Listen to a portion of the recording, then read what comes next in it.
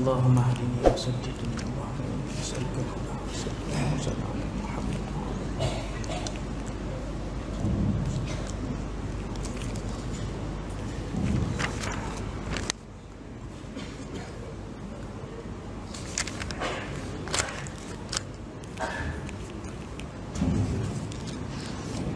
Assalamualaikum warahmatullahi wabarakatuh.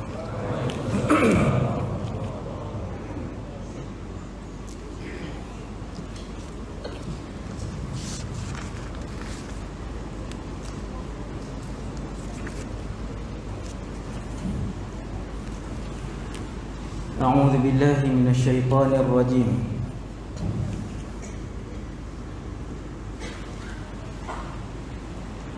Bismillahirrahmanirrahim.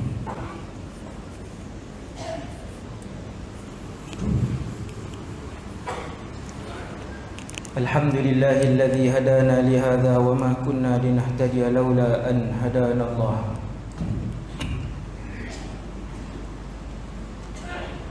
Asyhadu an la ilaha illallah wahdahu la syarika lah wa asyhadu anna sayyidana Muhammadan abduhu wa rasuluh wa safiyyuhu wa khaliluhu khairu nabiyyin arsalahu Allahu ila al-alami kullihi basyiran wa nadhira. Allahumma salli wa sallim wa barik wa azim wa an'im ala hadha an-nabiyyil karim. Salatan wa salaman daimaini mutalazimaini ila yaumiddin. Wala hawla wala quwwata illa billah al-aliyyil azim. Wala hawla wala quwwata illa billah al-aliyyil azim. Wala hawla wala quwwata illa billah al-aliyyil azim. Rabbi shrah li sadri wa yassir li amri wa hlul 'uqdatan min lisani yafqahu qawli. Allahumma hdi qalbi wa saddid lisani bihaqqi sayyidina Muhammadin sallallahu alaihi wasallam.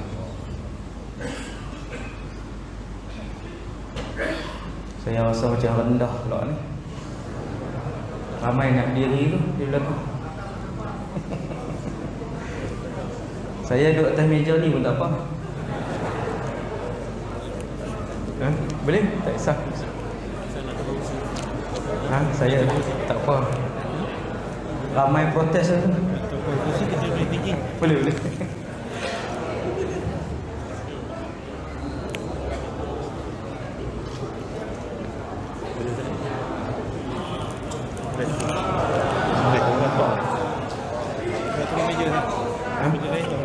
Tukar.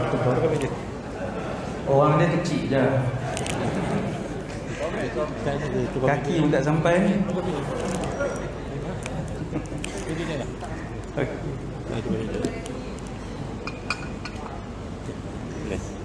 Pertama sekali nawaitul i'tikaf fi hadzal masjid sunnatan lillahi ta'ala. Yang keduanya radina billahi rabba, kami semua redha Allah Tuhan kami. Wabil islami dina, kami semua redha Islam cara hidup kami. Wabi Muhammadin nabiyyan wa rasulah,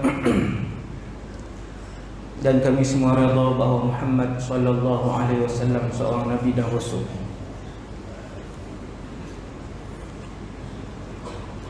Pengurusi majlis, seterusnya yang berusaha,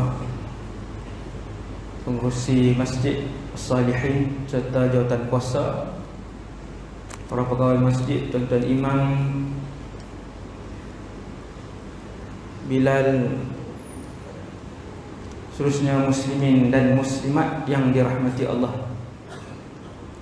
Subhanahu wa ta'ala sekalian. Tajuk yang diberikan oleh pihak masjid ialah tanda-tanda kiamat zaman ini.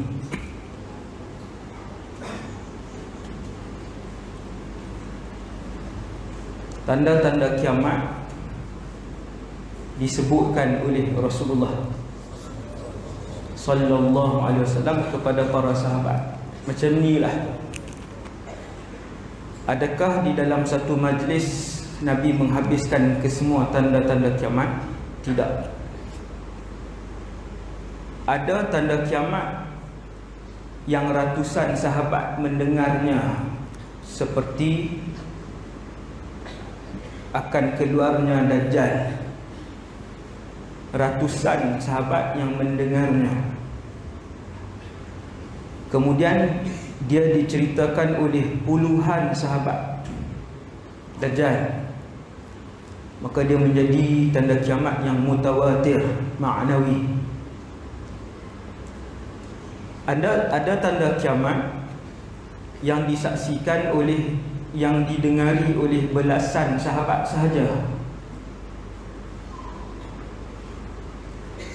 Antaranya serigala yang bercakap pada zaman Nabi sallallahu alaihi wasallam, di bawah tajuk hadis Dhi'bu Uhban, serigala Uhban yang bercakap. Dan ada tanda kiamat hanya beberapa orang sahaja sahabat Nabi yang mendengarnya.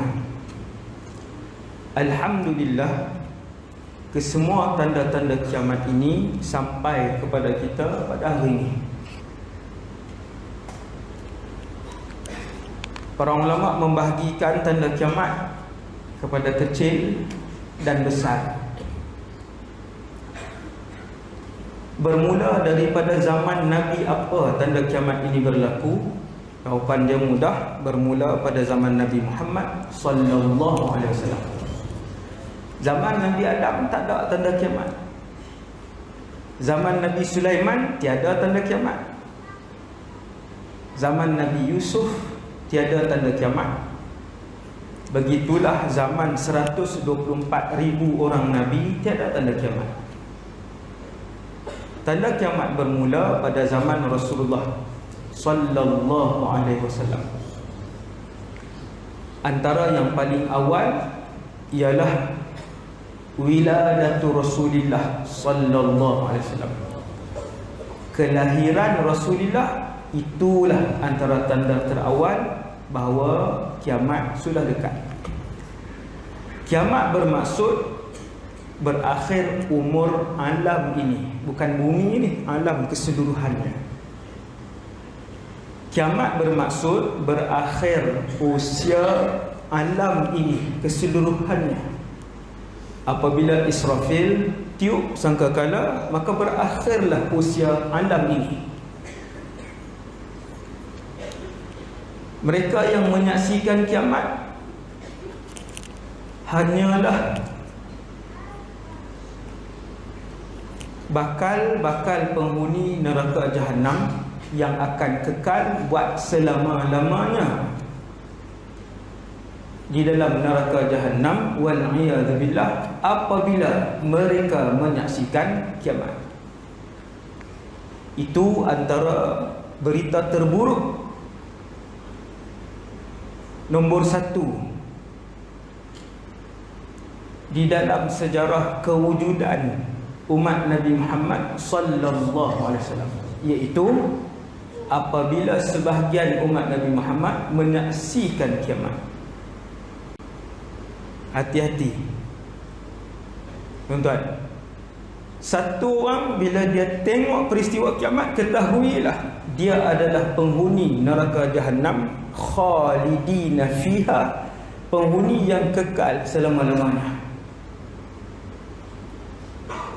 Sebab tidak akan ada seorang pun orang Islam yang hidup ketika berlakunya kiamat, walaupun iman di dalam hatinya hanya berbaki sebesar sebutir pasir sahaja. Ini bukan saya sebut ni, yang Nabi sebut lebih kecil. Saya nak bagi faham, sebesar zarah lagi, nak bahas atom pula, proton pula, apa pula ni, saga ke wira. Jadi saya sebut sebesar sebutir pasir. Sesiapa sahaja beberapa saat sebelum berlaku kiamat, sekiranya ada di dalam hatinya iman, walaupun sebesar pasir, satu pasir,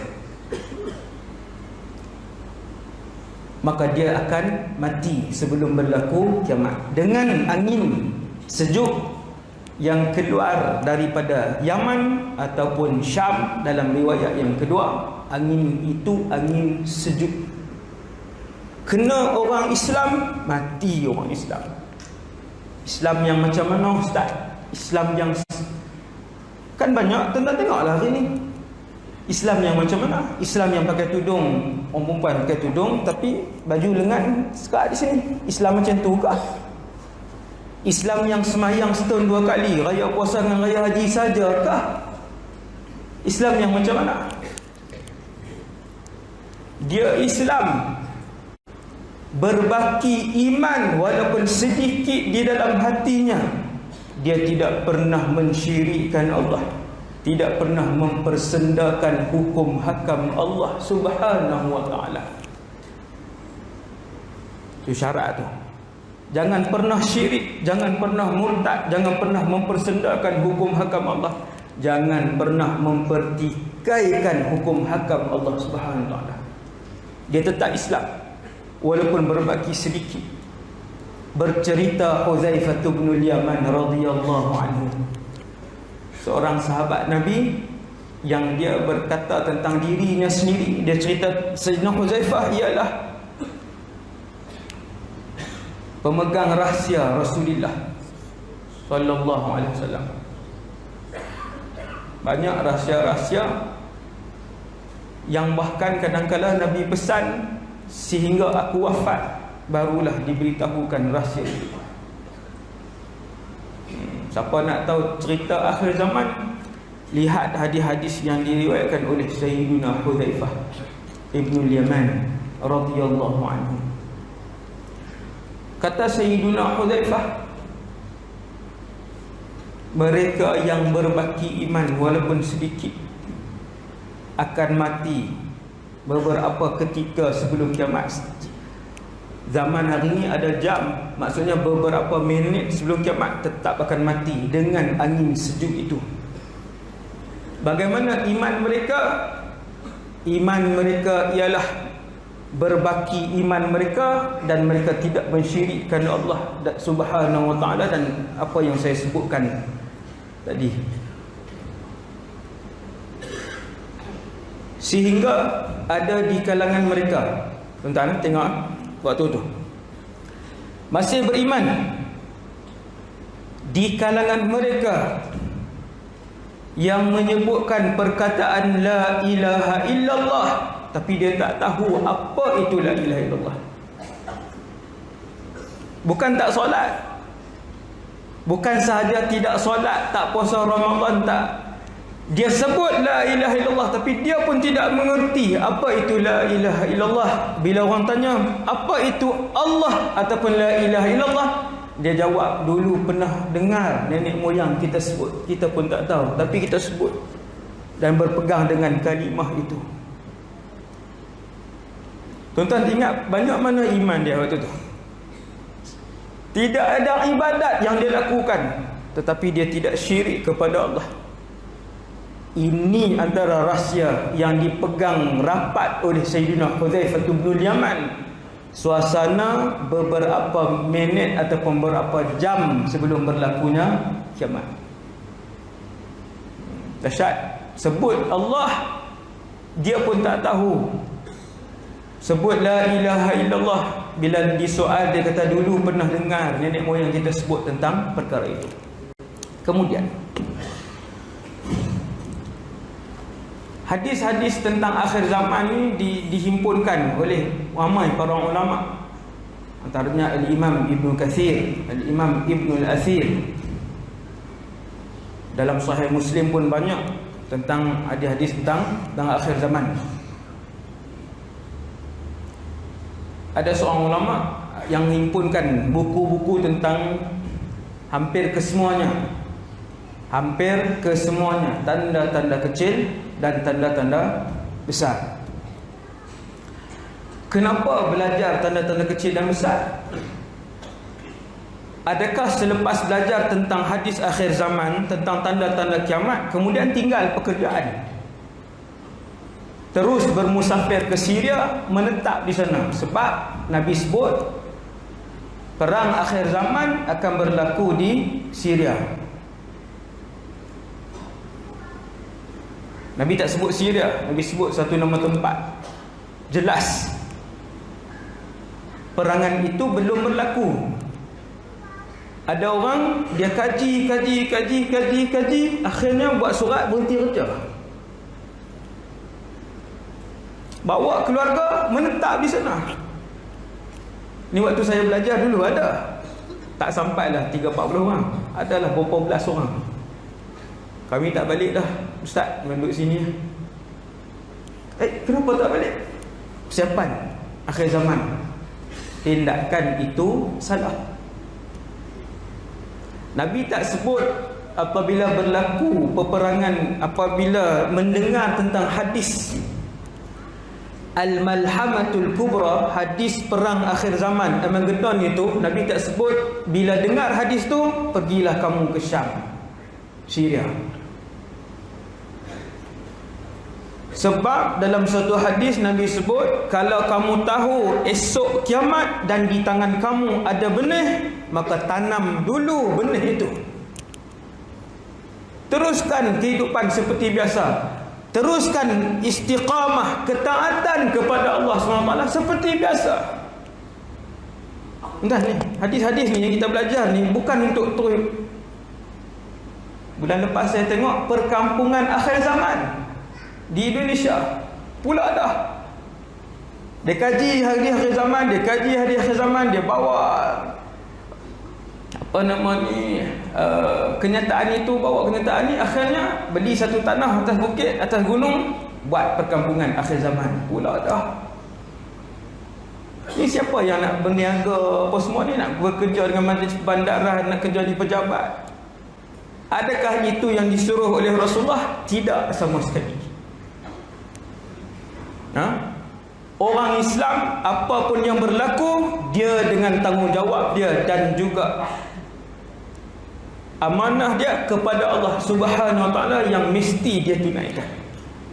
Sebagai hamba, lunaskan tanggungjawab kepada Allah Subhanahu Wa Taala. Solat, kemudian ada keluarga, kan? Kecualilah bila sampai pada masanya. Ni kita belajar tentang hadis-hadis akhir zaman ni untuk kita amalkan. Hidup seperti orang Islam biasa, buat tanggungjawab kepada Allah, kepada keluarga, jiran, rakan-rakan, ibu ayah semuanya. Kecualilah datang hukum hakam yang berkaitan dengan hadis akhir zaman untuk kita amalkan, untuk kita jalankan, maka waktu tu kita laksanakan hukum hakam tersebut. Contoh apa? Contoh macam ni, mudah faham. Contoh, antara tanda kecil kiamat yang belum berlaku, keluarnya Imam Mahdi. Ratusan sahabat mendengar hadis ini, ratusan, puluhan sahabat meriwayatkan cerita tentang keluarnya Imam Mahdi, sehingga menjadikan zuhurul Mahdi, keluarnya Imam Mahdi, di antara hadis yang mutawatir ma'nawi, lebih tinggi daripada hadis sahih, atas lagi, maksudnya sangat kuat. Sangat kuat, sebab bilangan sahabat yang meriwayatkan tu berpuluh-puluh orang cerita ni. Maka Nabi sebut apabila keluarnya Imam Mahdi, beliau akan dibai'ah di Makkah Al-Mukarramah, di Masjidil Haram, bainar rukni wal maqam. Apa nama ni, dia akan dibai'ah oleh para ulama yang pertamanya, ulama-ulama yang datang. Tuan, ingat ulama, tuan, jangan tinggal para ulama. Jangan tinggal para ulama yang rabbani, yang saleh, yang alim, yang saleh, yang muslih. Mereka inilah sampai dalam syurga akan disoal oleh penghuni syurga tentang itu dan ini. Ulama kan sampai dalam syurga, di barzakh, di mahsyar, dalam syurga. Ketiga-tiganya ada dalil, ada hadisnya. Bagaimana orang ramai bersoalkan para ulama, masih bertanyakan alim ulama di 3 tempat ini. Maka bila Imam Mahdi keluar, ratusan yang pertama membai'ah Imam Mahdi. Bai'ah ni maksudnya kami melantik, macam itulah kan, kami melantik Imam Mahdi, kami bersetuju bahawa kamu wahai Muhammad bin Abdullah Al-Mahdi adalah pemimpin kami. Itulah bai'ah, taat setia. Kita memberikan perlantikan kita, persetujuan kita untuk melantik beliau, dan taat setia kita, keseluruhan ketaatan kita kepada beliau. Itu bai'ah. Mesti berlaku di Masjidil Haram, di antara maqam dan juga di depan itulah maqam tu, maqam Ibrahim tu, di situ mesti berlaku di situ. Dia tak boleh berlaku di Masjid Salihin, tak sah. Boleh jentik telinga orang tu hak mengaku tu kan. Lepas tu imam pula mengaku kan, bungkus dengan jubah tu. Subhanallah.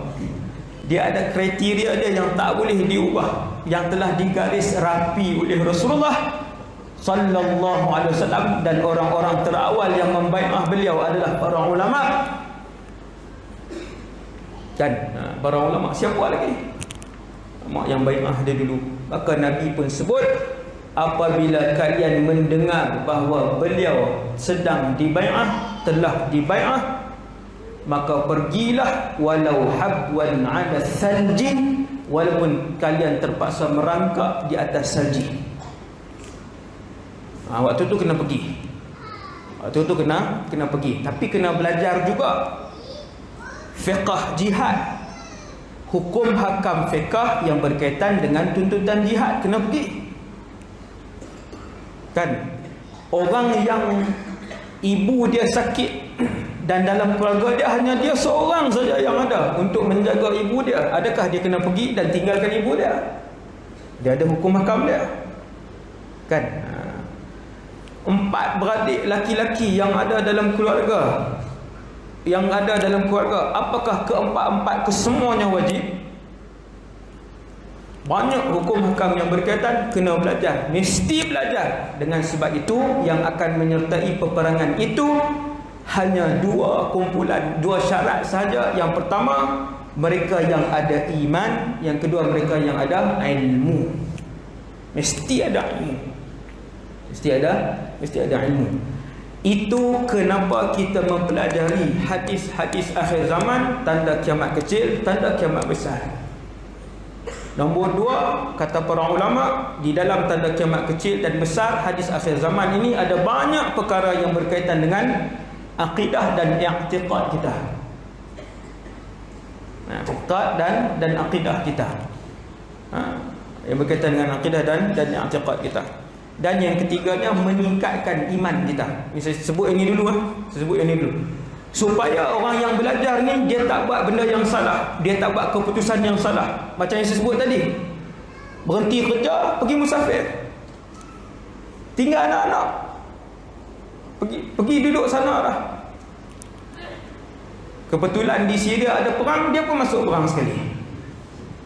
Subhanallah. Supaya kita tidak membuat keputusan yang salah, meningkatkan iman kita. Mana-mana hadis pun meningkatkan iman kita. Antara hadis yang sangat membuatkan kita tingkat iman, percaya dengan kenabian Rasulullah sallallahu alaihi wasallam, ialah bila kita tengok Nabi sebut tentang benda-benda yang akan berlaku di akhir zaman. Nabi sebut bahawasanya, ketahuilah apabila kalian melihat, apabila kalian melihat tanda-tanda kiamat ini yang aku sebut, ketahuilah kiamat sudah hampir. Bulan terbelah 2. Insyiqaqul qamar. Bila berlaku? 1400 tahun yang lalu dah berlaku, lama dah. Kemudian Nabi sebut, setelah selesai semua tanda kiamat ini, kalian akan melihat tanda besar yang pertama akan muncul. Sebelum keluar tanda besar yang pertama itu, kalian akan melihat beberapa tanda lain, antaranya surutnya Buhairah Tabariyah, sungai Tabariyah, Tasik Tabariyah yang berada di antara negara haram Israel dan Syria dan Palestin. Ada satu tasik yang luas. Apabila tasik itu mula surut, ketahuilah Dajjal semakin hampir. Tuan-tuan tengoklah dalam YouTube hari ni. Tak payah tengok ceramah, tulis tentang Tasik Tabariyah, dokumentari yang kerajaan haram Israel sendiri buat, bagaimana sukatan air di tasik itu makin menurun sejak berapa puluh tahun yang lalu sampai hari ini. Sebahagian jeti yang dibuat di tasik itu luas tuan-tuan, berpuluh-puluh kilometer, dan dia sangat dalam. Tak silap saya 60 meter kedalaman dia. Tak silap saya tak ulang kaji pun ni maklumat lama, saya tak ulang kaji tuan. Keluasan dia berpuluh kilometer tasik tersebut. Nak tahu dekat muncul Dajjal, dua hadis. Yang pertama 3 tanda, kemudian hadis yang kedua. 3 tanda yang pertama, surutnya tasik itu. Tuan-tuan tengok tasik itu kan, sebahagian jeti yang dibuat hari ni tak boleh guna dah, sebab dulu jeti itu duduk di atas, duduk di bawah sukatan dia. Dan Kementerian Israel menyuarakan kebimbangan mereka dengan surutnya kadar air di tasik tersebut. Kemudian dalam hadis yang tu juga, hadis yang sama juga, nak tahu dekatnya Dajjal, kemunculan Dajjal ini, yang kedua Nabi sebut tentang apa? Nakhlu Baisan. Ini baru datang sikit kan, Nakhlu Baisan. Nakhlu Baisan ini ialah ladang kurma, ladang buah kurma. Waktu sahabat Nabi, waktu 30 orang yang sesat masuk dalam pulau, 30 orang zaman Rasulullah masih hidup, 30 orang bukan Islam, agama Kristian, kesemuanya Kristian, sesat selama sebulan di lautan, kemudian terdampar di sebuah pulau. Akhirnya berjumpa Dajjal di pulau itu. Hadis itu riwayat Imam Muslim, hadis sahih. Jumpa Dajjal. Dajjal tanya 3 soalan. Yang pertama, Tasik Tabariyah, Dajjal tanya sudah kering ataupun belum. Dia sebut banyak. Dajjal kata ketika air itu mengalami kekeringan, maka ketahuilah aku hampir keluar. Bukan mulut saya, ini cerita ni bukan dari mulut saya. Ketahuilah ketika kalian melihat air itu mengalami kemerosotan, penurunan, kekeringan, ketahuilah hampir sampai masa aku keluar, kata Dajjal. Itu perbualan dalam Sahih Muslim di antara Dajjal dengan 30 orang tadi. Akhirnya 30 orang tu, sahabat tadi dia masuk Islam, seorang tu. Soalan kedua Dajjal sebut, Dajjal tanya Nakhlu Baisan itu. Dajjal tanya ladang Baisan masih berbuah? Yang 30 orang tu jawab, ya masih berbuah, kurmanya masih banyak, ladang itu masih mengeluarkan kurmanya yang banyak. Hari ini tuan-tuan, ladang Baisan ini 2019 sebatang kurma pun tak ada dah. Dajjal sebut ketika itu, ketika kalian mendapati dia tidak lagi berbuah, maka dekatlah zaman aku keluar. Yang ketiga yang disoal oleh Dajjal ialah apa? Siapa ingat bahasa Arab tu?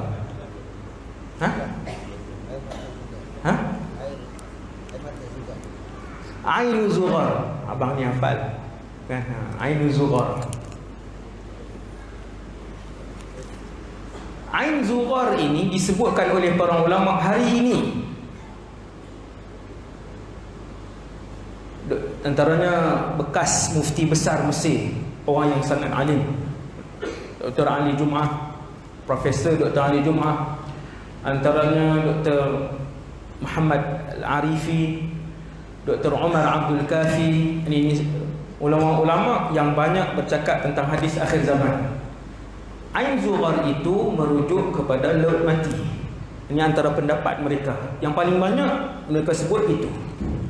Kata Dajjal, apabila kalian melihat Ain Zughar itu semakin surut, ketahuilah masa untuk aku dibebaskan semakin hampir. Ketika rombongan para ulama dari Mesir pergi ke Ain Zughar, ini saya dengar sendiri daripada mulut Dr. Ali Jum'ah. Ketika mereka pergi ke Mesir, sampai di Ain Zughar, laut mati, mereka pun berdiri di jalan, lalu berjumpa dengan orang kampung. Lalu Dr. Ali Jum'ah pun tanya, dulu Ain Zughar ni kawasannya dari mana ke mana? Maka orang kampung situ beritahu, dulu Ain Zughar ni daripada tempat tuan berdiri ni, yang sudah jadi jalan raya. Ain Zughar ini dulu daripada tempat tuan berdiri ni sampai hujung sana, yang sudah pun kosong. Tapi masih lagi berbakilah kawasan yang ada air tu, masih berbaki. Tapi makin lama makin surut. Dan yang dirahmati Allah sekalian, 1400 tahun yang lalu, sudah 1400 tahun. Tuan hari ini 1400 berapa hijrah? Tak dengar jawapan ni. 1441. 1441 tahun yang lalu. Sejak 1400 tahun yang lalu, tanda kiamat kecil telah pun berlaku. Ada tak ustaz tanda kiamat kecil yang disaksikan oleh Rasulullah? Ada. Apa? Kelahiran Nabi sendiri, peristiwa Nabi dilantik menjadi Rasul, itu tanda kiamat. Serigala Uhban yang bercakap, bulan terbelah dua, kesemua tanda kiamat itu, ada berapa belas tu, berlaku ketika Nabi masih hidup. Maksudnya dah lama. Ya, sudah lama. Kalau begitu, selepas 1441 tahun, berapa yang dah berlaku? Ini yang soalan menarik. Kalau macam tu, setelah 1441 tahun, berapa yang sudah berlaku? Maka ramailah para ulama senaraikan tanda-tanda kiamat yang sudah pun berlaku, sangat banyak. Tanda kiamat kecil ni saya tengok paling banyak dihimpunkan oleh para ulama, dia tidak melebihi 180. Kalau tak silap saya, ni bacaan lama saya. Bacaan lama tak cerita tentang tajuk ni. Yang dihimpunkan oleh para ulama keseluruhannya tidak melebihi 200 tanda kecil kiamat. Yang dah berlaku melebihi 100. Daripada 100 lebih ini sampai kepada satu tahap, iaitu tanda besar kiamat yang pertama. Untuk membuatkan kita semua ni faham, anak-anak kita faham, saudara mara kita faham, kita ni dengan tanda kiamat besar, kiamat yang pertama, jauh ke dekat? Maka kita melihat dua hadis ni. Yang pertama, hadis yang saya cerita kat tuan-tuan tadi yang tiga tanda tadi. Hadis yang kedua ialah apabila disebutkan oleh Rasulullah SAW, Nabi sebut, inna amamad dajjal sinina khadda'ah.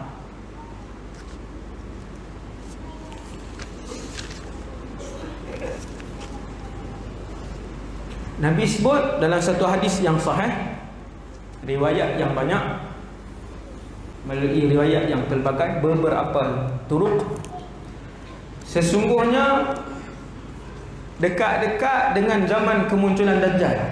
Tadi kita tengok dah tiga tanda, tiga-tiga dah berlaku, cuma belum kering sepenuhnya dah. Sedang berlaku dengan amat banyak. Tiga tanda tadi. Hadis yang kedua ni, hadis ini tuan, Hadis ini yang berkaitan dengan Dajjal ini menceritakan suasana dekat-dekat dengan kemunculan Dajjal. Apa yang akan berlaku? Nabi sebut inna amamad Dajjal, sesungguhnya dekat-dekat dengan kemunculan Dajjal sinina khadda'ah ataupun sanawatun khadda'at. Nabi sebut tahun-tahun yang penuh dengan penipuan.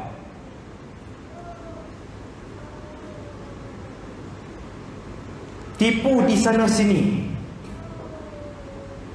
sehingga satu-satu penipuan itu apabila disebarkan daripada barat diketahui oleh penduduk di timur.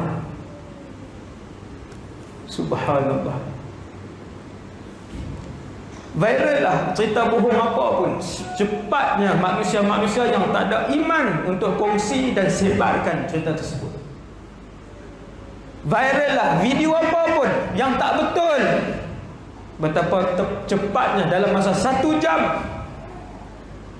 mula disebarkan di Amerika Syarikat. Dalam masa 1 jam lebih beratus buah negara video itu dah sampai, dan video itu rekaan tidak betul.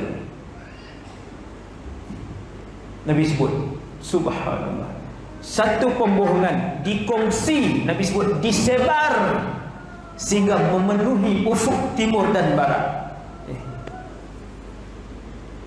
Penuh tuan. Semua orang yang pandai buat video berlumba-lumba untuk membuat pembohongan. Tak payah bincang luar negara lah, yang dalam negara pun banyak.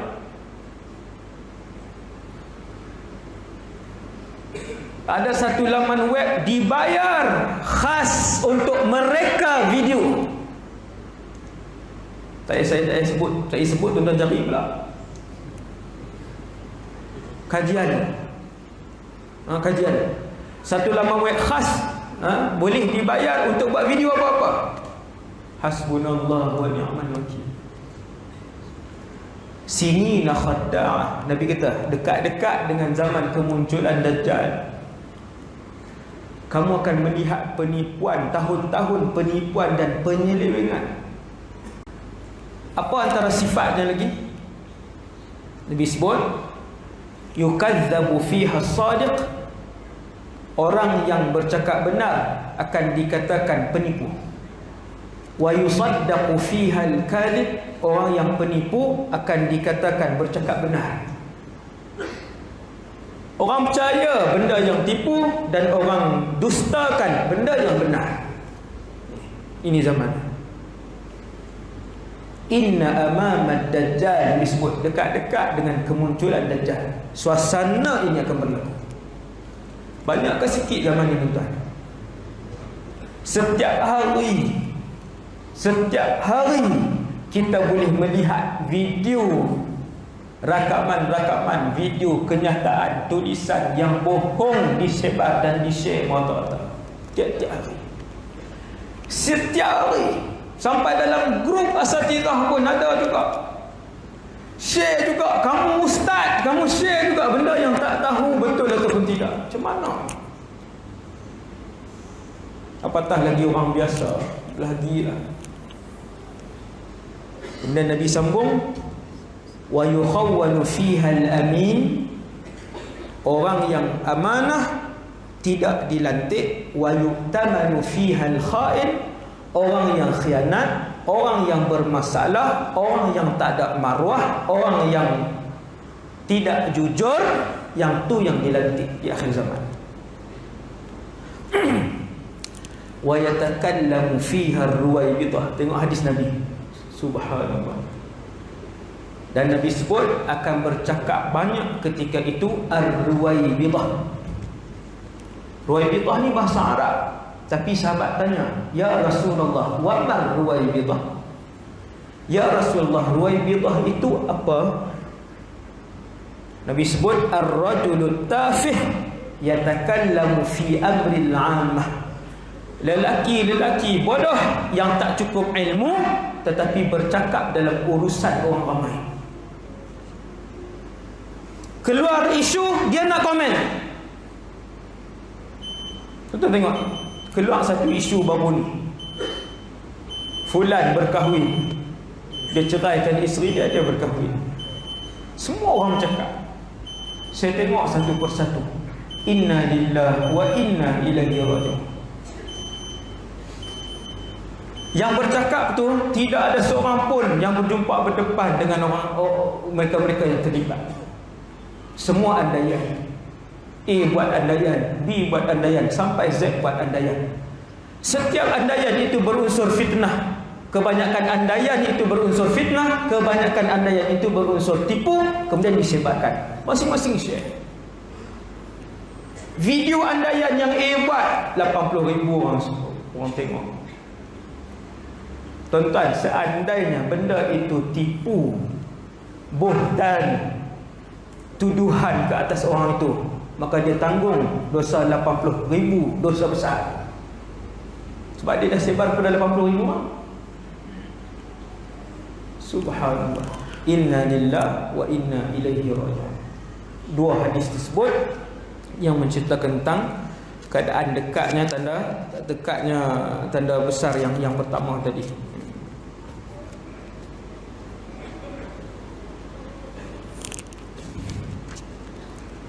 Kronologi alam ni, kronologi masa kepada alam ni. Allah Subhanahu Wa Taala satu ketika azal dulu, ketika azali dulu, tidak ada makhluk. Bumi tak ada, matahari tak ada, malaikat tiada, syurga tiada. Tuan-tuan berbayang, arash tiada, qalam tiada, neraka belum, Allah Subhanahu Wa Taala. Allah. Kemudian Allah cipta alam. Daripada makhluk yang paling awal, tuan-tuan, alam, seluruh alam. Daripada makhluk yang paling awal, antaranya yang paling awal qalam. Antara makhluk yang terawal, antara arash. Tuan-tuan, sampailah semua diciptakan, bumi dah diciptakan, matahari dah diciptakan, semua, manusia belum. Ini baru nampak ni. Setelah Allah ciptakan makhluk-makhluk terawal ni, saya nak bagi nampak tuan-tuan perjalanan masa alam ini. Setelah Allah menciptakan makhluk-makhluk terawal, qalam, arash, syurga, neraka, malaikah, apa semua, kemudian diciptakan syaitan, jin, bumi ini, langit, bintang, bulan, laut. Manusia belum. Manusia belum. Dinosaur bukan kartun, tuan-tuan. Ia wujud. Arab sebut al-hayawanatul kubra. Tuan nak dengar cerita tentang dinosaur? Satu Jurassic Park punya filem. Ini lain. Tapi dikarang oleh ulama kita, Al-Imam Ad-Dimyati, tentang dinosaur ni, yang wujud ni. Manusia belum ada. Lewatnya manusia, juniornya manusia. Tuan-tuan boleh bayang, kemudian setelah jin, syaitan, malaikat, syurga, neraka, arash, bukit, bintang, dinosaur, tanah, laut, baru Nabi Adam keluar. Belakang sangat Nabi Adam ni, belakang sangat baru Nabi Adam keluar. Manusia pertama bukan kita ni zaman bila ni kita ni? Dah berapa puluh ribu tahun selepas Nabi Adam. Ni yang 2019 ni. No? 2019 bermaksud 2000 tahun yang lalu Nabi Isa dilahirkan. Kan 2019 belakang huruf apa? M ataupun mim. Mim tu miladi, tahun kelahiran. Kelahiran siapa? Kelahiran Isa alaihissalam 2019 tahun yang lepas. Jadi baru muncul Nabi Adam, kemudian sampai malam ni. Ni umat manusia malam ni 2019 ada 7 bilion.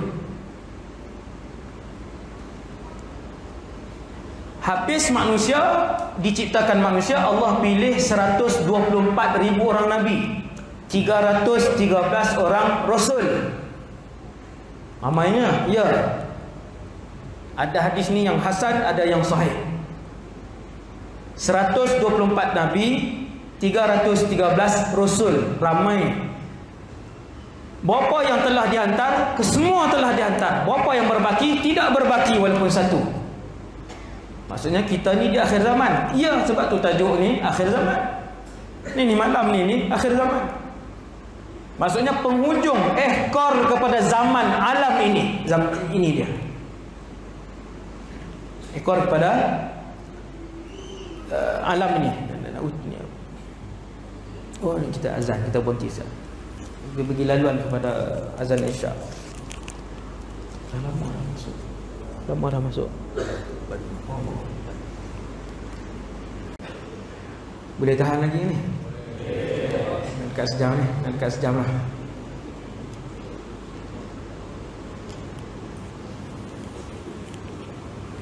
Tadi tajuk apa tu? Berhenti di mana tadi? Ha? 124 orang Nabi. Subhanallah. Ramai tuan. Di mana mereka ni? Di negara mana mereka dihantar oleh Allah SWT untuk hidup? Kalaupun tidak menyeru untuk hidup. 313 rasul. Dalam Al-Quran Allah hanya menceritakan nama 25 orang sahaja. Dan Allah sebut dalam Al-Quran, di kalangan mereka ada yang kami ceritakan, ada di kalangan mereka yang kami tak sampaikan cerita tentang mereka. Yang 313 tadi. Angka 313 tu disebutkan oleh Rasulullah sallallahu alaihi wasallam. Cuma Nabi pernah sebut sikit je tentang 313 ni yang tak ada di dalam Quran. Nabi sebut begini. Nabi kata di mahsyar akan ada rasul, di belakangnya hanya 30 orang umatnya. Tuan-tuan boleh bayang, rasul Allah hantar kepada sebuah negeri, yang ikut rasul tu 30 orang. Kita malam ni pun 1000 orang. Ramai. Dan ada rasul, saya selit sikit.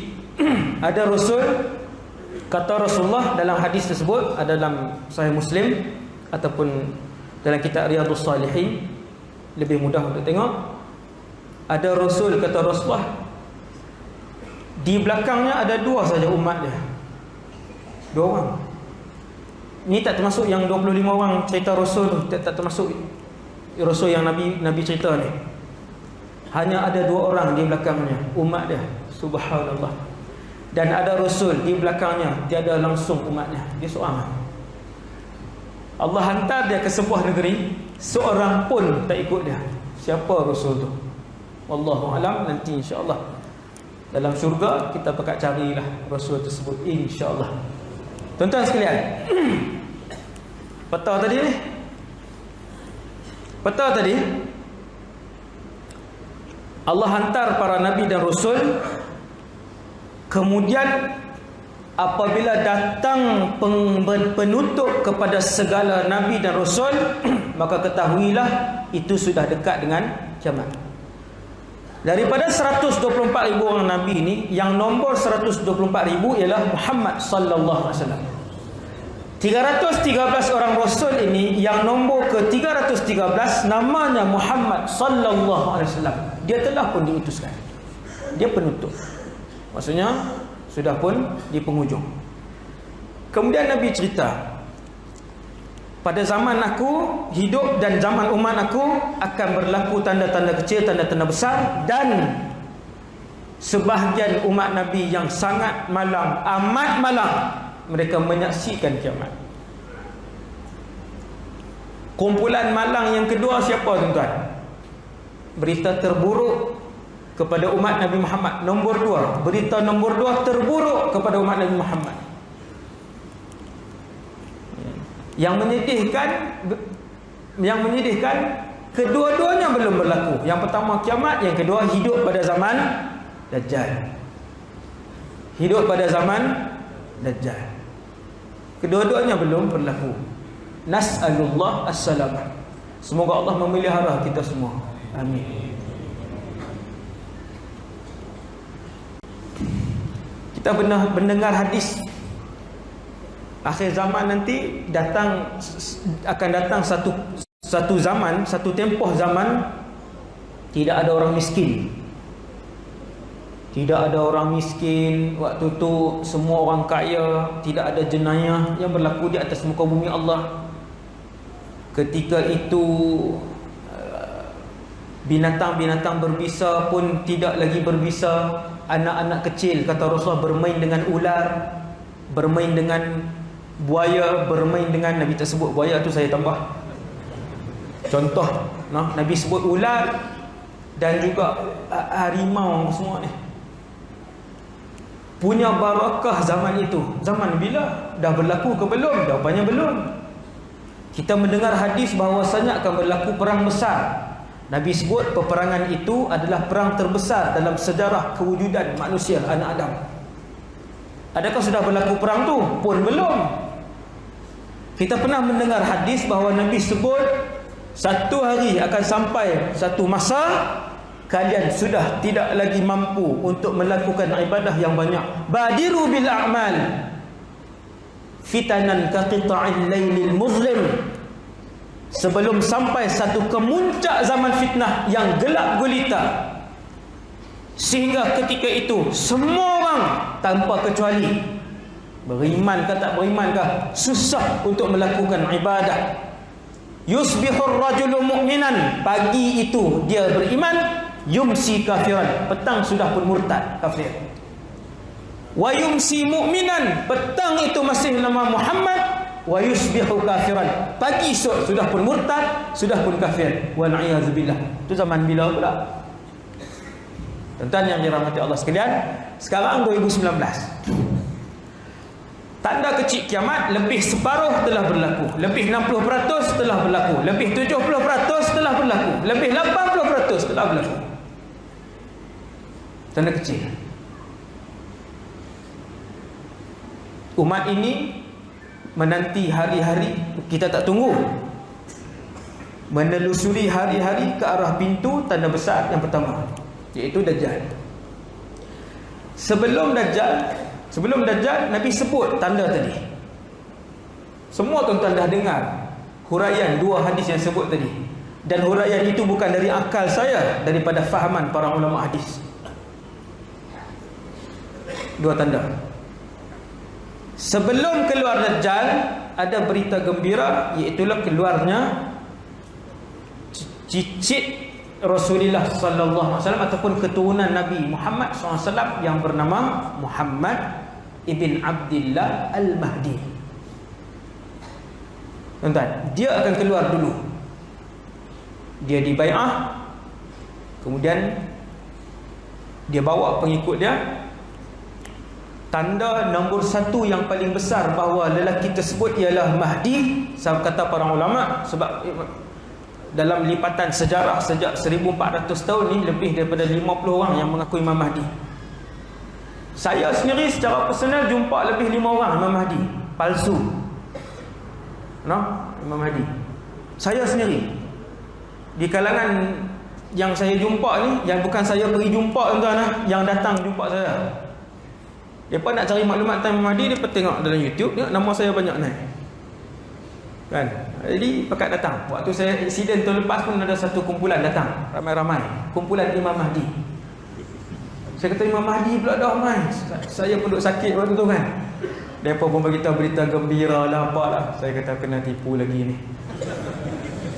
Sungguh tuan-tuan, berapa bulan yang lalu datang wakil kumpulan ni, kata Ustaz, memang kami kena tipu Ustaz. Di kalangan hak mai jumpa saya ni, Imam Mahdi palsu ni, ada di kalangan mereka yang sangat palsu, seorang wanita. Dia pun nak mengaku juga. Saya kata tolonglah, nak mengaku pun jadi lelaki dulu. Lepas syarat pertama. Kata para ulama, tanda nombor satu paling besar dia itu Mahdi ialah, dengar tuan-tuan, dengar, ni tanda paling besar. Tentera yang keluar daripada Syam, Nabi sebut Ulama hari ini sebut Syam itu ialah Syria. Tentera itu disebut As-Sufyaniyun, Jaisyus Sufyaniyin. Apabila Imam Mahdi dibai'ah, tentera ini terus keluar, pasukan yang besar untuk berperang dengan Imam Mahdi yang baru dibai'ah di Makkah. Waktu tu pengikut-pengikut baru mula datang. Bila tentera ni datang, dia kalau Syria ada nak pergi, Imam Mahdi dibai'ah di Mekah. Syria, Jordan, Madinah, Mekah. Ada 2 jalan. Saya belajar di Syria. Nak dengar cerita tentang Syria 2 jam. Tambah lagi 2 jam, 11.30. Tak payahlah. Tuan-tuan sekalian, Syria, Jordan, Madinah, Mekah. Saya sempat buat umrah naik bas. Tak cerita lah. Kemudian Syria, Iraq, Madinah, Mekah. Ada 2 jalan. Tentera ni keluar daripada Syria. Melalui jalan mana wallahu alam, tapi jalan ni je, tak ada jalan lain. Kemudian dia akan sampai ke Madinah dulu. Bila sampai ke Madinah, ini ulama sebut, fa idza kanu bi baida'a minal ard, bila mereka sampai di Madinah, yukhsafu bi awwalihim wa akhirihim, maka mereka ditelan kesemuanya oleh bumi. Bumi akan terbuka macam tu, menelan tentera tadi. Tak ada berperang pun. Kita kata, selamatlah ustaz, kan? Tak payah berperang. Yang tu baru episod 1. Ada 100 episod Imam Mahdi. Ada 100 episod Imam Mahdi. Tu baru episod 1. Baru dia dibai'ah dan tentera tu keluar. Sampai di Madinah ada satu kawasan, Allah SWT buka tanah tu, ditelan kesemuanya. Yang selamat 1 atau 2 orang sahaja.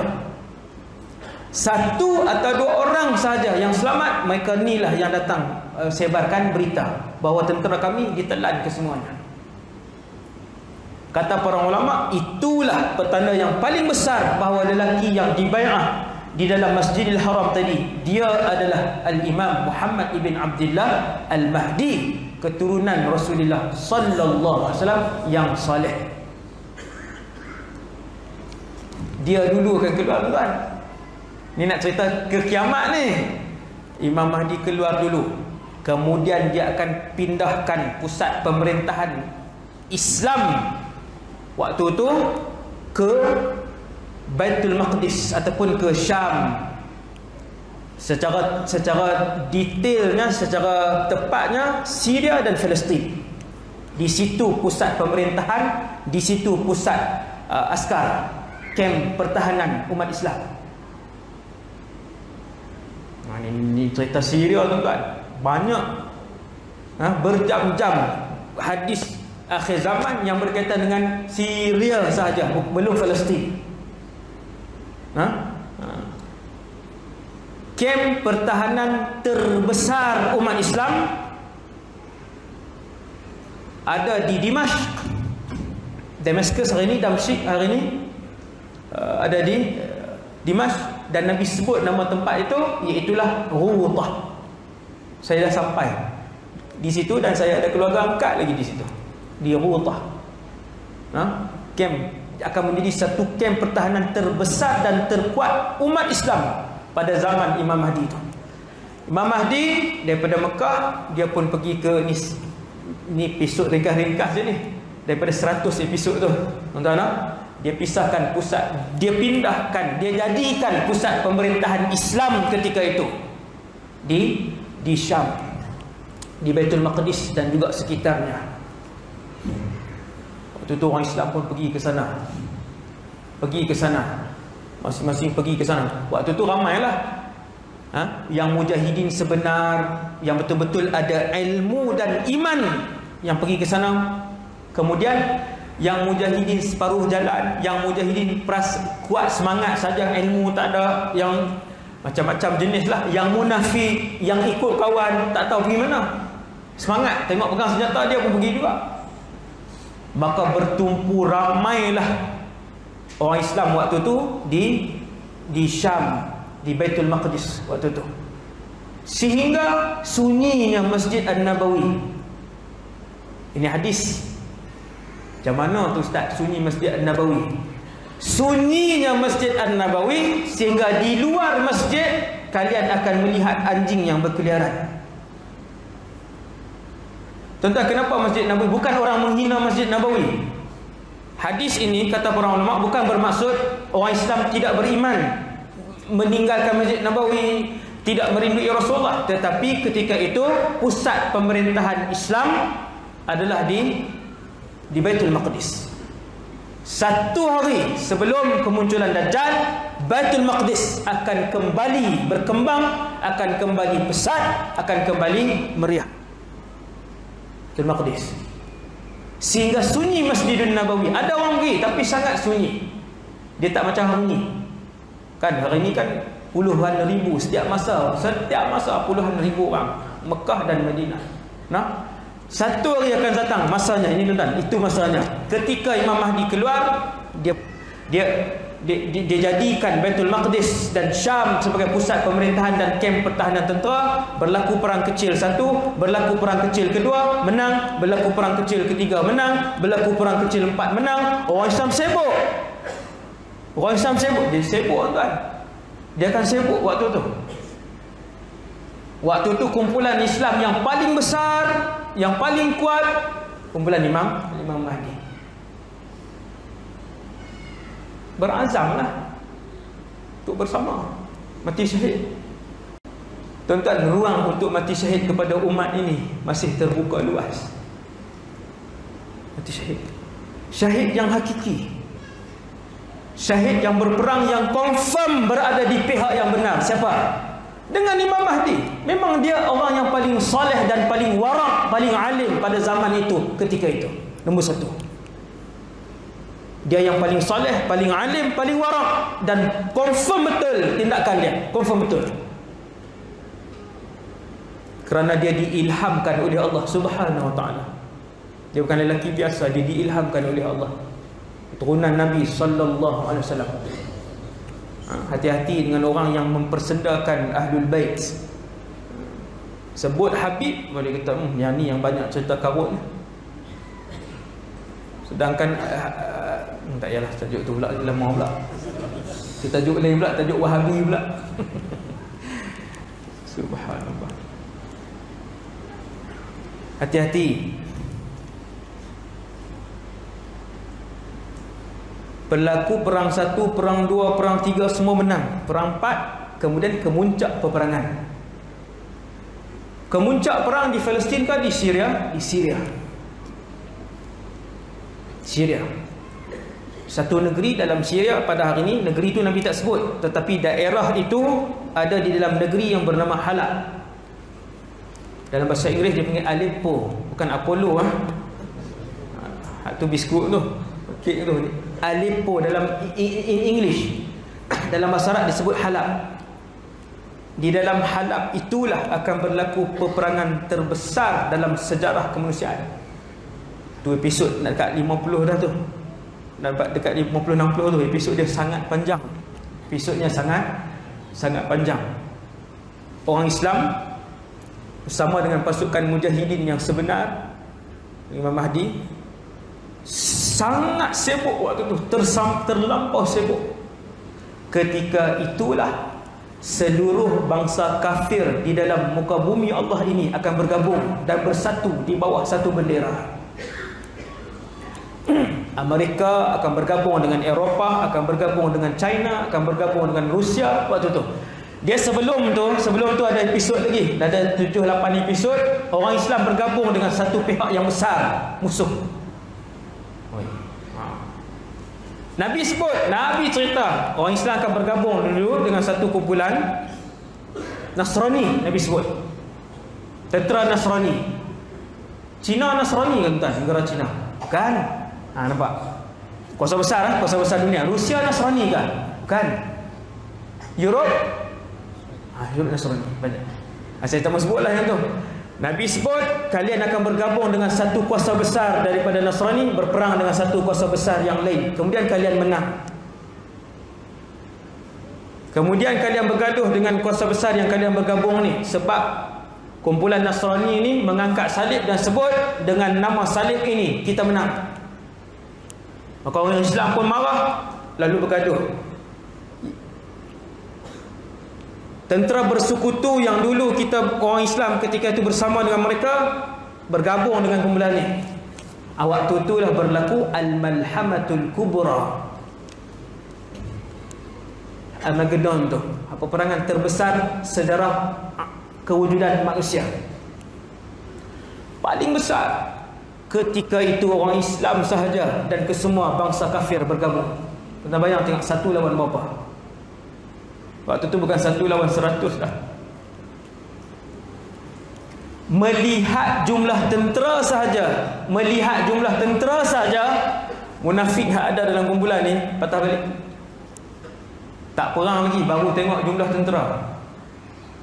Dia memang peperangan ni menggerunkan. Sebab pihak musuh ratus kali ganda lebih banyak. Pihak musuh ratus kali ganda. Kronologi zaman ni tuan-tuan, dia akan berlaku perang tu, kemudian orang Islam menang. Tu skip banyak episod tu. Kan drama petang-petang pun 100 lebih. Tu Ustaz tengok tu tak ada masa nak tengok tuan. Saya tak sentuh pun TV di rumah. Alhamdulillah. Selesai menang, saya cerita ringkas bagi tuan-tuan nampak ni perjalanan masa ni. Selesai menang, keluar Dajjal. Betul-betul selesai perang itu, keluar Dajjal di Asfahan atau Khurasan, Iran. Maka berlaku pula peperangan tentera Imam Mahdi dengan tentera Dajjal. Kali ini tentera Imam Mahdi berundur. Kuat, sebab tentera Dajjal kuat. Berundur satu tempat berundur. Akhirnya sampai duduk dalam satu masjid. Masjid itu ada menara putih. Di menara itulah Nabi Isa akan turun daripada langit yang kedua. Tuan-tuan, mendengar kisah ini, ada orang dalam YouTube ceramah saya tentang kisah Nabi Isa turun ni, bawah tu dia tulis, Ustaz Wadi itulah Dajjal sebenar. Sebab dia bawa cerita tak masuk akal, cerita karun. Subhanallah, saya tengok, ya Allah. Zaman ni tuan-tuan mula muncul, bukan tahun ini tuan-tuan, sejak 8 tahun yang lalu. Dari mana dia ambil nombor telefon saya, daripada mana apa, yang call pun ada, Ustaz tolong hentikan, kami malu dengan kawan-kawan kami yang bukan Islam ni. Ustaz cerita benda-benda karut, benda-benda tak masuk akal. Saya beriman Ustaz, tapi saya tak mau Ustaz cerita benda-benda keluar air tangan Nabi naik buruk, terbang, naik ke langit. Apa ni Ustaz? Sampai hari ni dialah Dajjal sebenarnya. Baik, saya kata saya pula Dajjal. La haula wala quwwata illa billah al-aliyyil azim. Lama, kumpulan ni sudah lama. Sampai hari ni mereka masih lagi menyerang. Tapi saya tak rasa apa pun, tak ada apa pun. Kan? Dia serang macam tu dah, Ustaz mengarut apa semua kan. Kemudian berundur, tak boleh bertempur dengan tentera Dajjal. Kuat. Kenapa kuat? Tu cerita Dajjal. 2 jam saja Dajjal. 2 jam yang lain sampai ke 1 tu pagi. Kita minta mana-mana pihak masjid panggil ustaz kan, tajuk ceramah tu.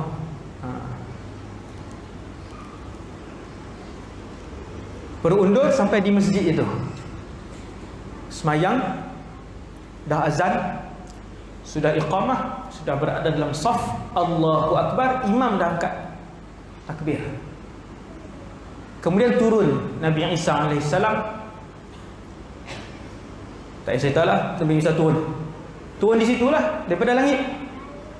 Turun daripada langit. Turun secara hakikat, secara fizikal, bukan roh. fizikal ni, boleh pegang, boleh sentuh Nabi Isa. Nabi Isa makan, Nabi Isa minum, Nabi Isa tidur, Nabi Isa berkahwin, Nabi Isa dapat anak. Pula dah lagi kabut dah ni. Itulah yang diceritakan oleh Rasulullah sallallahu alaihi wasallam. Tuan-tuan, yang tu berita gembira. Tuan-tuan pernah bayang hidup dengan seorang rasul? Allahu akbar.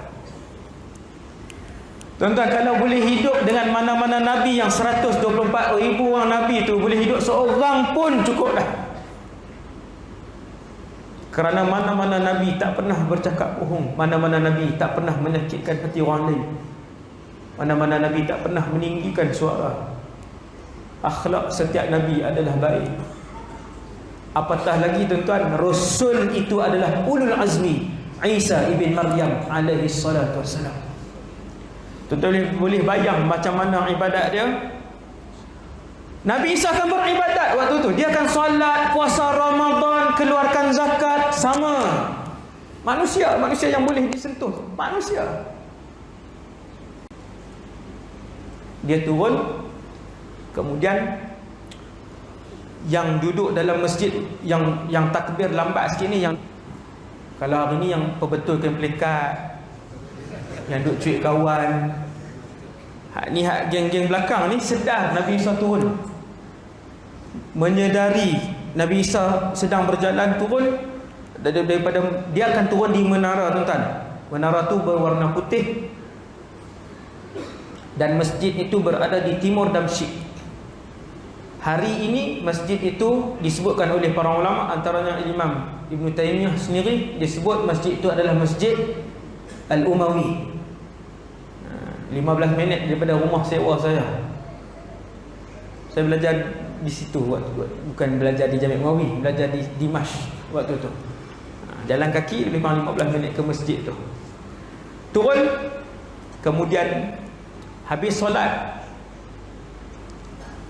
Imam Al-Mahdi memberikan pemerintahan, menyerahkan kuasa pemerintahan kepada Isa ibn Maryam.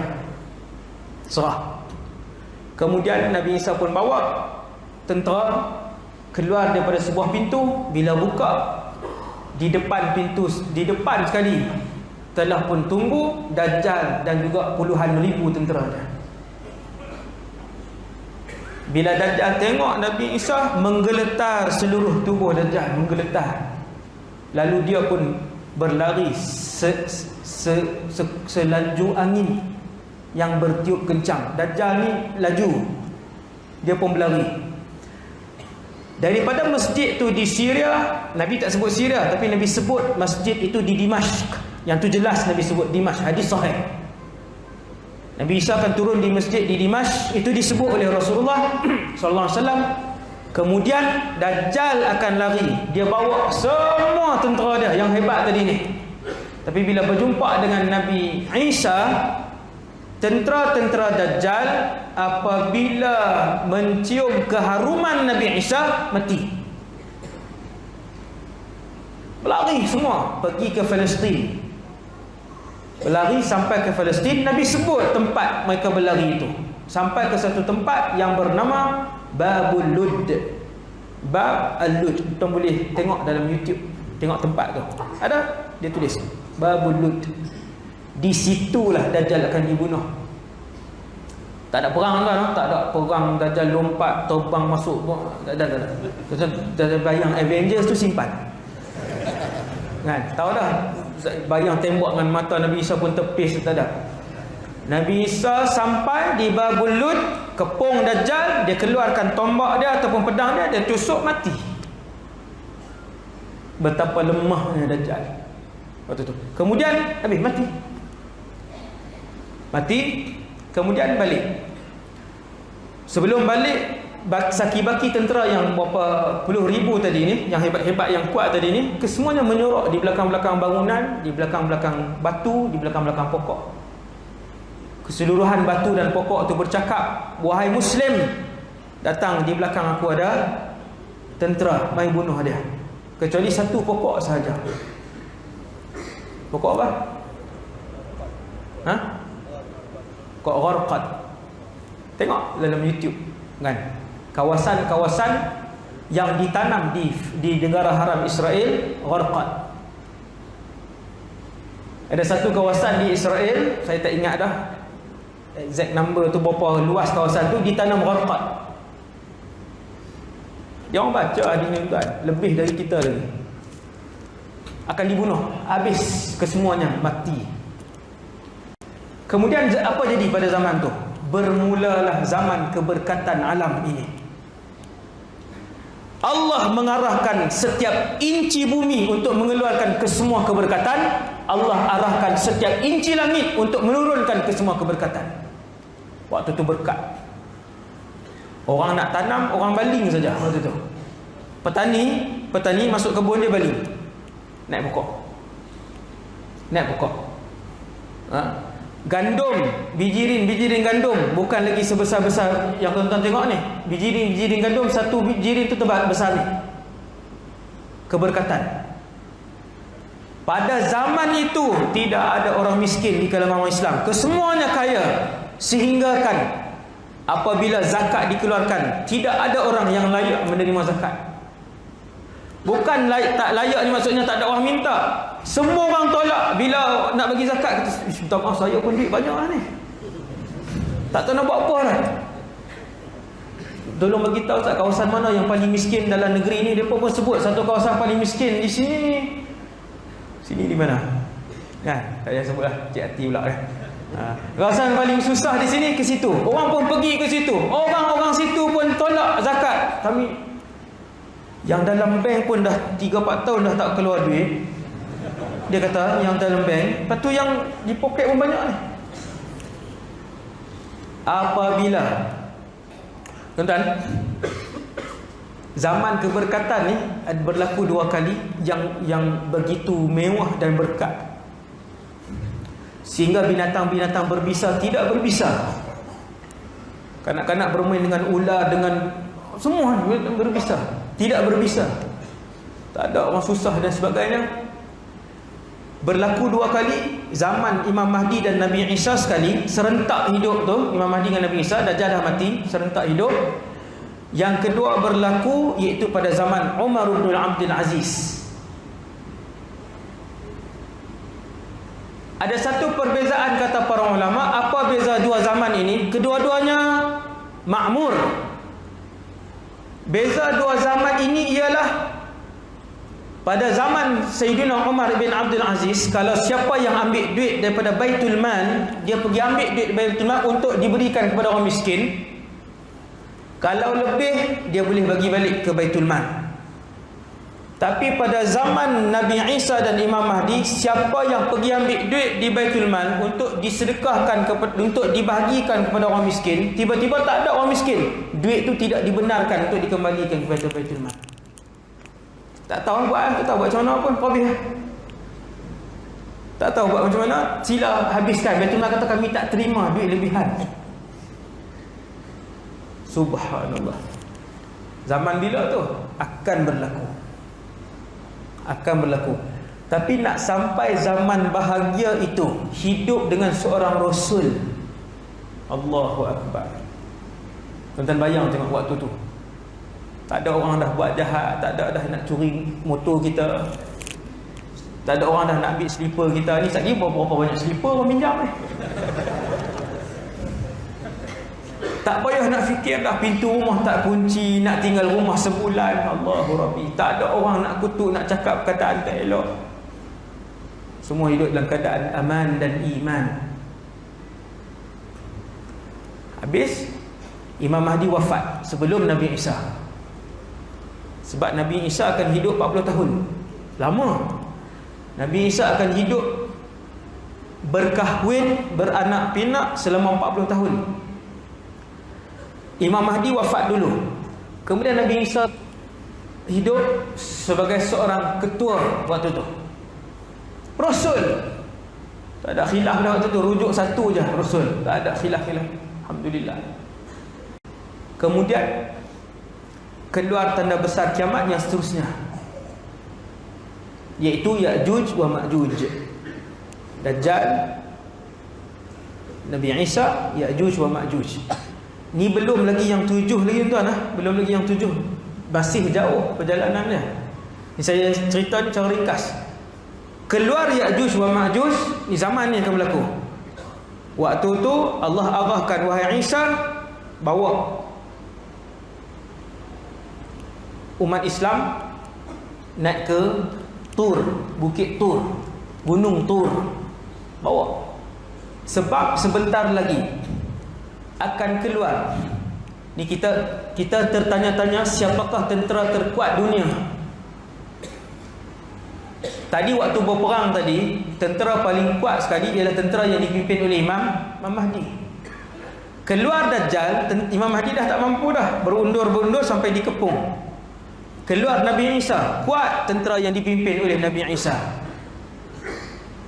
Tiba-tiba keluar Ya'juj wa Ma'juj. Allah ilhamkan, wahyukan kepada Isa, wahai Isa, tentera yang sedang keluar ini tidak dapat ditandingi oleh kalian. Jangan cuba untuk bertempur dengan mereka. Tuan-tuan bayang tengok, ramai mana pasukan ini, ganas mana Ya'juj wa Ma'juj. Dia bukan jin, dia bukan binatang, dia bukan malaikat, mereka adalah manusia, tetapi sangat ganas. Dan bilangan mereka sangat banyak. Sekali dia lalu tasik, dia minum saja, bukan mandi dah, bukan buat kenduri. Dia minum saja, kering tasik itu. Belum lagi. Tasik luas. Tentera tu lalu minum je, kering tasik. Tentera di belakang tak sempat minum, datang tasik dah kering, dia kata ni yang depan ni minum lah. Wahai Isa, sedang keluar sekarang ini satu kumpulan tentera yang tidak boleh ditandingi oleh kalian. Mereka ni paling kuat. Maka Nabi Isa pun naik atas Bukit Tur, munajat. Ya'juj wa Ma'juj ni penuh, mengelilingi muka bumi Allah ni. Tapi tak ada hadis yang sebut kata seluruh muka bumi ni dia keliling, wallahu alam, tak ada hadis. Maksudnya dia keluar takat yang dia sampai. Bilangan mereka sangat banyak. Tak ada pasukan tentera yang boleh berlawan dengan mereka sebanyak manapun bom atom yang dimiliki. Dahsyat kumpulan ni. Nabi Isa pun munajat, tentera ni pun yang Ya'juj wa Ma'juj ni buat kerosakan di atas muka bumi Allah, bunuh, bakar, macam-macam. Pendek cerita, akhirnya Allah turunkan bantuan. Tentera apa Allah Ta'ala nak buat turun ni? Adakah pasukan malaikat? Subhanallah. No, ini kata kitaran alam ni. Allah turunkan bantuan, ketenteraan. Tentera-tentera itu adalah ulat. Ulat-ulat kecil saja. Mereka berada di leher-leher Ya'juj wa Ma'juj, kemudian menggigit dan akhirnya mati kesemua Ya'juj wa Ma'juj. Ulat bukan ular lah, ulat. Dud ulat. Last sekali tentera yang paling kuat atas muka bumi Allah ni, ulat tu. Walillahi junudus samawati wal ard, dan bagi Allah memiliki tentera-tentera yang ada di langit dan ada di bumi. Maksudnya seluruh kekuasaan itu kembali kepada Allah Subhanahu wa ta'ala. Kemudian selepas Ya'juj Ma'juj semua mati, Nabi Isa pun wafat. Lepas hiduplah beberapa tahun kemudian wafat. Kemudian berlaku gempa di barat, gempa di timur, gempa di semenanjung Arab. Dajjal, Nabi Isa, Ya'juj Ma'juj. Ni saya buat turutan ni bukan secara pasti tuan-tuan. Yang ni semua ijtihad para ulama. Ada banyak pendapat, saya pilih salah satu yang ni. Dajjal, Nabi Isa, Ya'juj wa Ma'juj. Yang ni yang saya tengok yang paling kuat. Setelah lama saya meneliti, gempa di timur, gempa di barat, gempa di semenanjung tanah Arab. Ada lagi 4 ini lepas Nabi Isa wafat ni. Tuan-tuan boleh bayang zaman itu macam mana. Lepas wafat, 4 ini Dabah binatang berkaki 4. Bila sebut dabah wajib berkaki 4. Dia bukan berkaki 2, bukan kaki 7, bukan kaki 9. Dabah ini akan keluar. Saya tak cerita dah, dia jadi panjang. Ni semua tanda-tanda besar kiamat. 10 ni, sejam. Sampai 9 pagi esok. 9 pagi esok, sejam. Dabah. Benda dabah ni apa? Dabah ini bercakap. Tukallimuhum bi anna an-nas kanu bi ayatina la yuqinun. Ceritalah. Dabah, matahari, dukhan. 3 ini disebut oleh para ulama yang menghurai hadis akhir zaman, dan mereka sebut 3 serangkai. 3 ni serangkai wajib berlaku di antara satu sama lain. Apa maksudnya wajib berlaku di antara satu sama lain? Maksudnya kalau dabah pagi, petang mesti matahari, esok mesti dukhan, asap tadi, dukhan, saya silap, dukhan, asap. 3 tadi, 3 serangkai. Kalau pagi tu dukhan, asap tu apa? Cerita panjang. Kalau pagi tu dukhan, petang itu mesti dabah, pagi esok tu mesti matahari. Yang mana satu wallahu alam, tapi dia mesti berdekatan. 3 serangkai ini. Penutup, yang ni tak ada khilaf. Penutup kepada 10 tanda besar kiamat ini adalah api. Berakhir dengan api yang keluar, kemudian berlakulah kiamat. Panjang. Dia panjang. Kita di satu tempat, di satu zaman, di satu masa, yang tanda besar yang pertama belum berlaku, had Dajjal tadi. Tapi bila saya sebut hadis tadi, tuan-tuan boleh nampak, tengok. Nabi sendiri yang sebut hadis tentang tanda-tanda sebelum Dajjal keluar. Kita pun dah baca, kita pun dah hurai secara ringkas, kita pun dah tengok. Kan? Sebelum Dajjal, Imam Mahdi.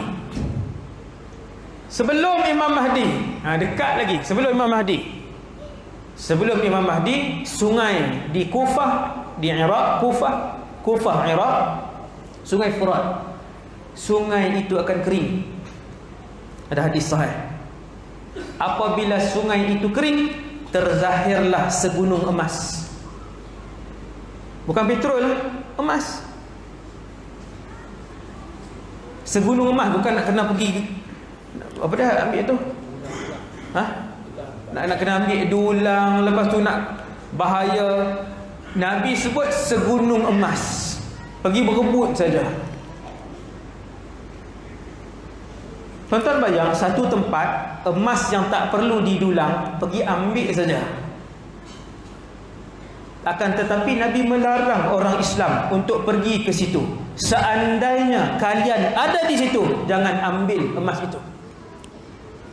Kerana setiap 100 orang yang pergi ke situ, 99 akan mati dibunuh. Setiap orang yang pergi ke situ berniat dan berazam untuk membunuh yang lain, termasuk seorang yang selamat itu.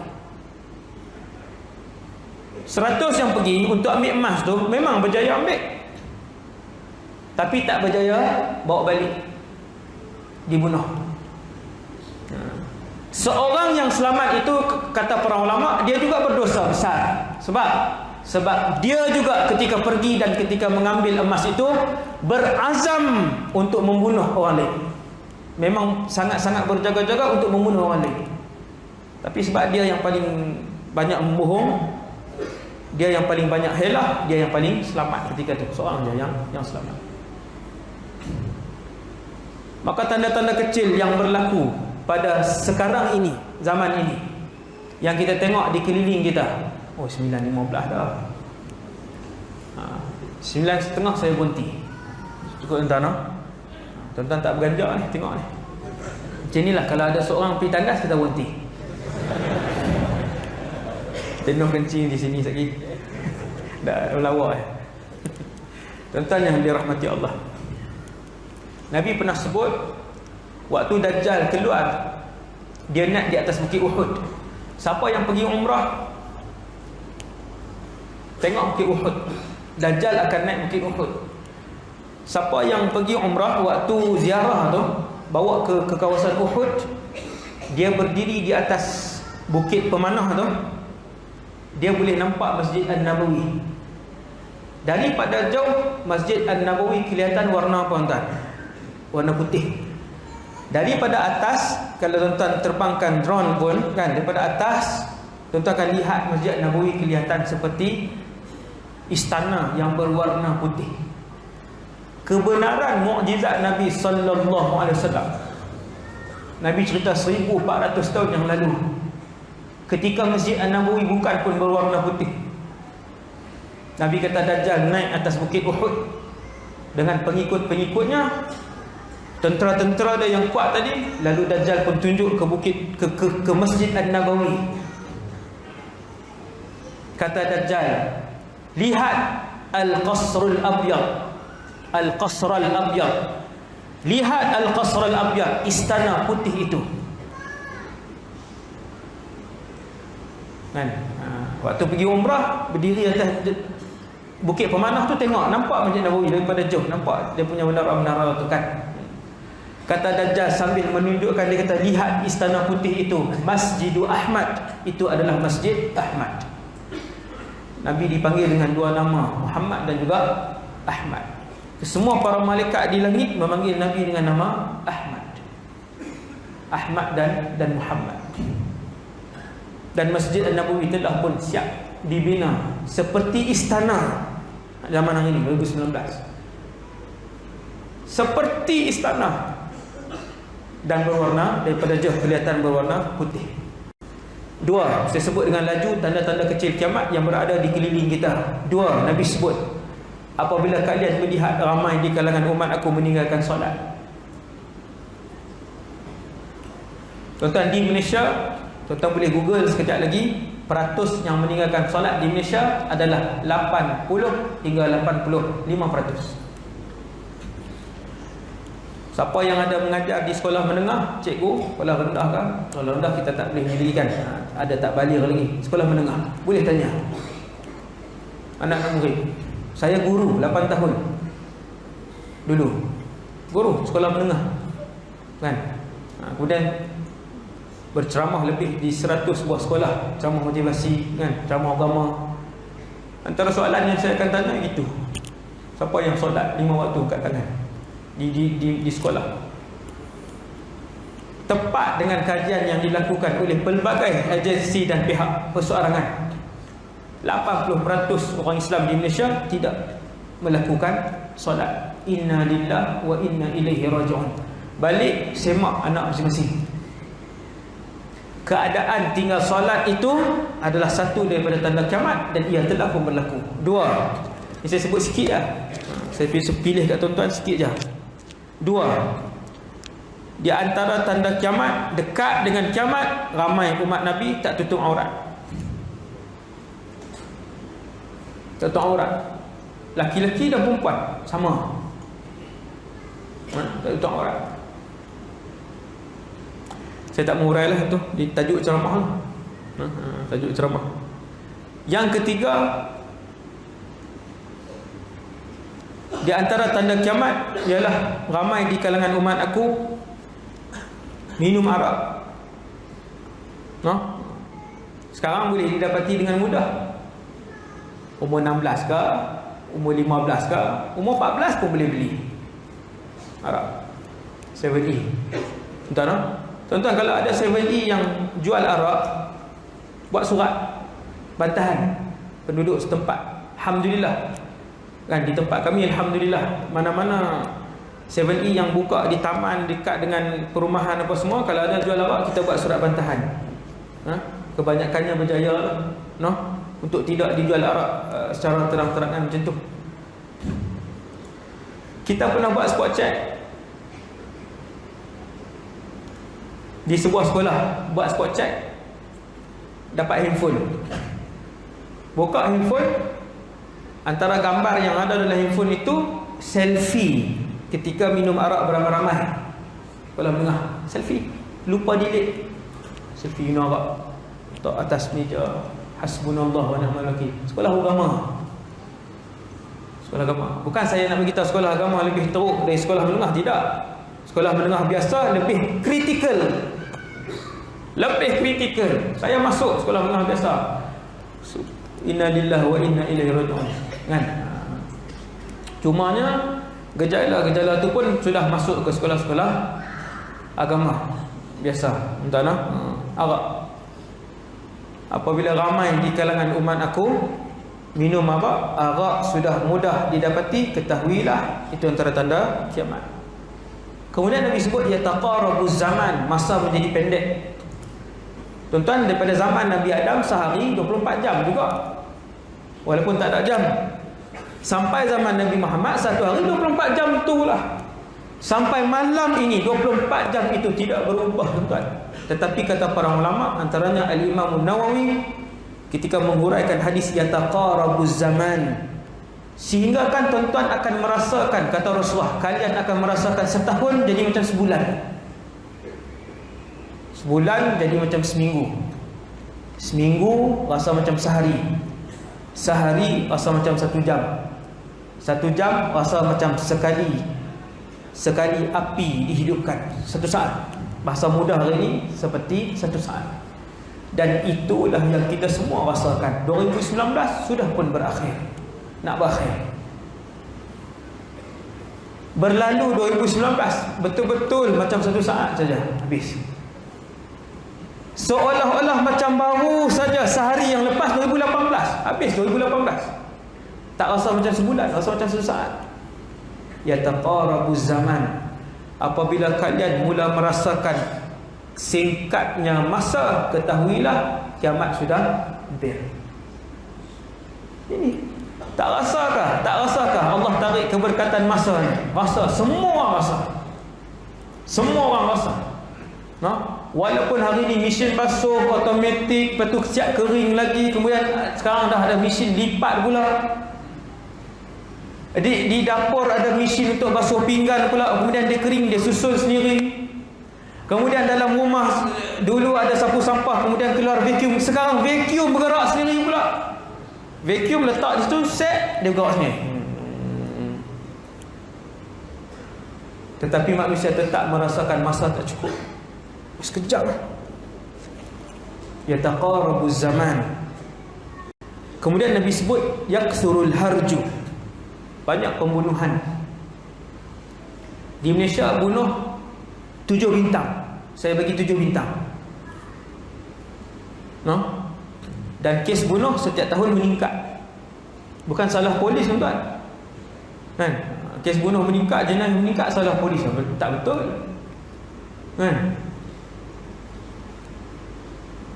Kes bunuh setiap tahun meningkat. Dan kes bunuh di Malaysia 7 bintang. Sebab apa, tuan-tuan?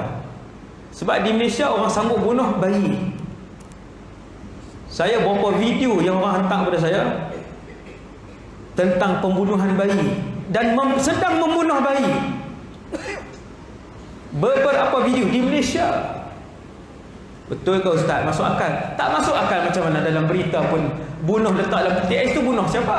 Bunuh bayi lah tu di Malaysia. Yang bunuh lepas tu dia letak dalam peti ais. Baby sitter tu. Di Malaysia. Inna lillahi wa inna ilaihi raji'un. Ajaib. Baca lagi dalam surat khabar, bayi 3 tahun suami isteri bunuh, kemudian lempar dalam hutan, dilangkaui.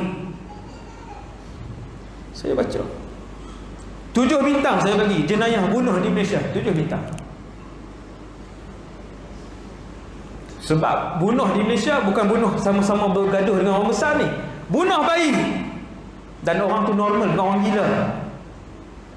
Dia pegang bayi, dia letak, dipijak daripada bawah, pijak.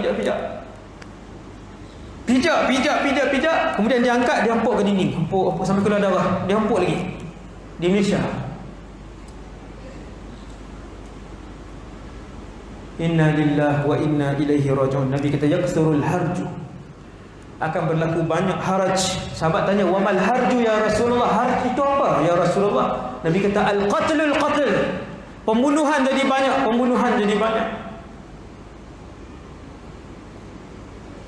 Purata di Malaysia sehari 2 pembunuhan. Setiap hari wajib ada pembunuhan 2 purata. Tuan-tuan boleh tengok, ni saya cakap ni statistik. 1,5 hingga 2 setiap hari. Setiap hari yang dibunuh di atas pelbagai sebab. No?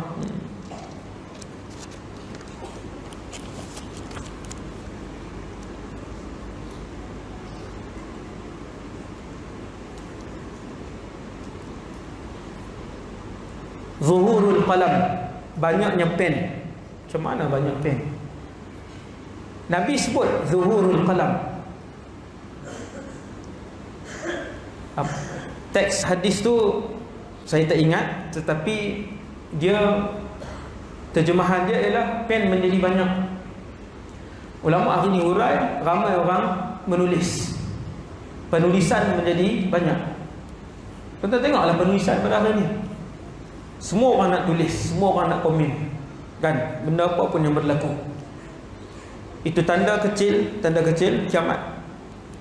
Dan yang terakhirlah, cukuplah takat ini dulu. Tanda kecil ni ada ratusan, tuan-tuan. Min asyratis sa'ah, kata Nabi sallallahu alaihi wasallam, di antara tanda kiamat kecil juga ayyatabahan nasu fil masajid, manusia berbangga-bangga dengan masjid yang cantik.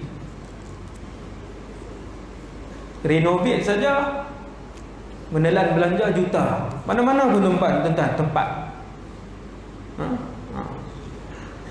Berlumba-lumba untuk berbangga dengan masjid yang indah, yang solat tak ramai. Nabi sebut, ketika mana kamu tengok zaman kamu hidup itu, manusia berlumba-lumba membangunkan masjid yang cantik, tetapi penghuninya sedikit, itulah tanda dekatnya kiamat. Dan benda tu juga sudah pun berlaku pada zaman kita. Walhamdulillahirabbil alamin. Saya rasa setakat itu dulu insya-Allah ceramah pada malam ni yang baik daripada Allah Subhanahu wa taala, yang lemah dan kurang daripada diri saya sendiri. Qul qali hadza astaghfirullahal azim li wa lakum. Assalamualaikum warahmatullahi wabarakatuh.